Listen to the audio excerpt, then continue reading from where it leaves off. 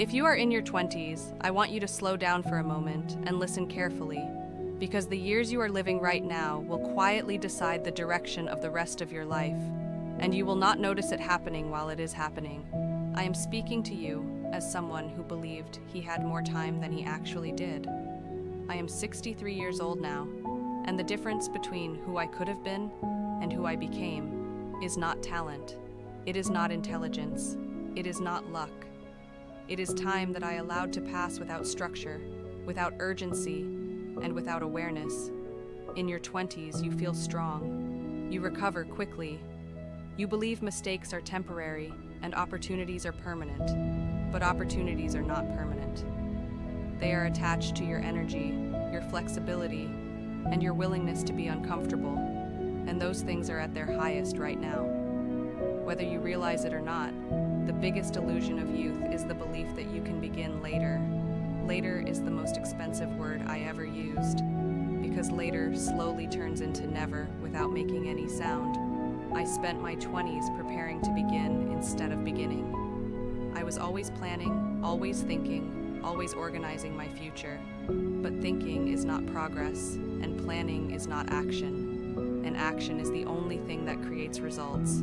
I told myself I needed clarity before I started, but clarity only comes after movement, not before.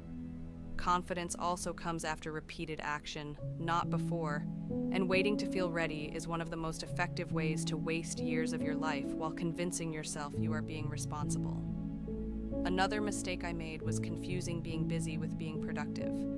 I filled my days with activity so I would not have to face the fact that I was not moving forward. Busyness feels important, but it produces nothing. Productivity is often quiet and sometimes boring. It does not look impressive in the moment, but it builds your future slowly and reliably. I also gave my best hours to distractions and my tired hours to meaningful work, and then I wondered why nothing improved. Your mornings are not just another part of your day, they are the foundation of your identity. What you do in the first 2 hours of your day often determines whether your life moves forward or stays the same. Protect that time. Use it for learning, building, practicing, or working on something that has long-term value. Do not give it away to scrolling, random entertainment, or meaningless conversation. Another thing I did was underestimate how powerful small daily habits are. I wanted big changes and dramatic progress, but real change is small, repetitive, and invisible for a long time. What you do every day becomes who you are, not what you do once.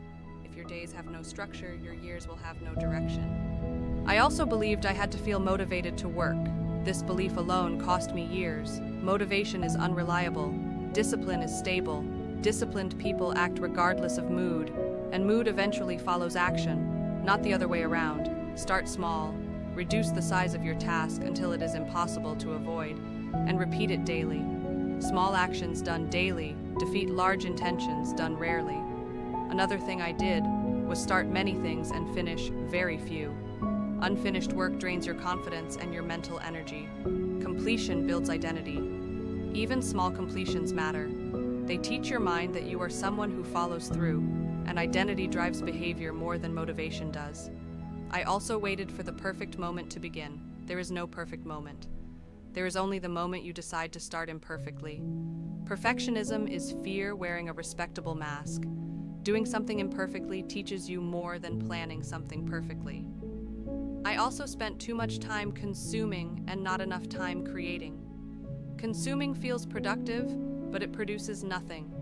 Creating feels slow, but it builds your future. Create something daily, even if it is small. Write, learn, practice, build. These actions accumulate quietly. I also want you to understand that boredom is not your enemy. Boredom is where mastery is built.